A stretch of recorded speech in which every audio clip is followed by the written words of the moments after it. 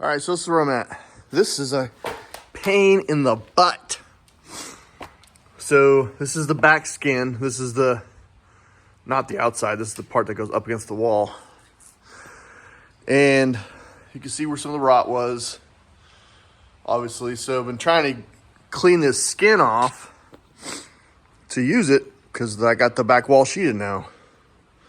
The problem is I've been accused of, and I acknowledge that, I can be a bull in a china shop. I'm not sure if you can tell. That is where I broke through the fiberglass. So it was a little disheartening. And there's a hole through the fiberglass right there. So, but we're looking on recpro.com. They have white, tan, and gray. Ours is more of a beigey taupe coffee color. It's not quite a tan. It's obviously not a white, and it's definitely not a gray. So I bought this because my other oscillating tool bit the dust. Got this on sale for at Lowe's. It came with the tool, small battery, not this one. This is one of my other batteries. And then I bought a pack of the blades. Well, in the pack of blades was this like spatula putty knife looking one. So I thought, I'm gonna try that. Well, lo and behold, it's doing a killer job. And the one thing I like about this particular tool, it's got a progressive throttle. My other one was on or off, so I can barely walk this thing like that, or full blast. So you can really dial in. It's working out great. So I'm gonna try to save. Oh, there's another big tear. You see it? Tear right there. All that is broken through too. A new skin, 8.5 feet tall, 10 feet wide, is $380, something like that. $325, I can't remember, from Rec Pro. I'm really trying to save this skin because this has all the holes already set up. It's the shape. It's just good to go. But anyway, so progress is going good. I'm gonna get this cleaned off and then probably flip this over and assess the fiberglass damage. I mean, I've done fiberglass. Doesn't scare me at all, but it'll probably be a lot better than buying a new roll and having to cut it down and redrill holes and it doesn't match. So we'll see. But so far so good, and I will keep you posted.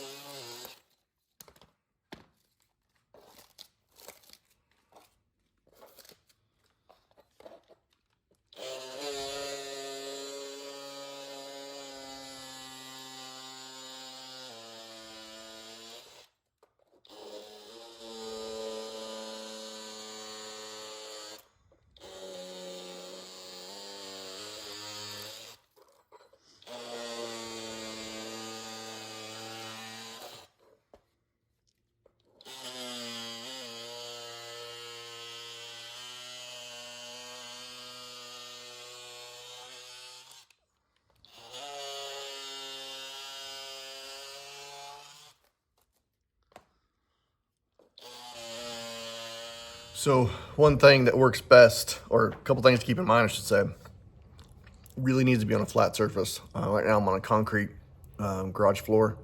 And the reason being that the fiberglass can be flat. If it's got any space underneath it, that's an opportunity to puncture it. And that's what I did where I damaged it before. I was doing it on the grass. It was tall grass actually too.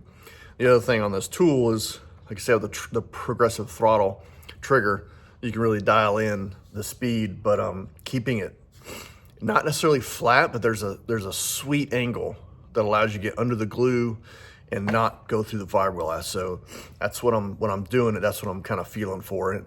It's been taking some practice, obviously, but yeah, so far it's working great.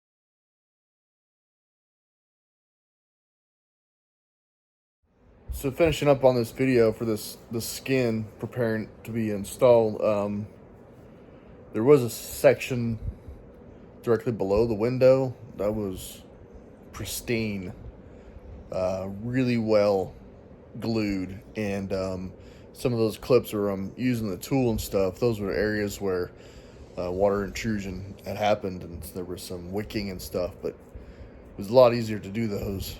It did take me a lot more time to do the nice pristine section below the window, but I just kept having to do small pieces, and I would just, wherever if I could find a place to take advantage of it, to get in there, and it did seem to help to actually take the Luan off in layers. There was like 3 layers, and I could do each of the layers easy, and like if I did the top 2 layers, I could pry a little bit and not worry about puncturing the fiberglass, and the last layer was much easier to take off with those 2 other layers. So it did take me a little bit more time, but I did get it all clean.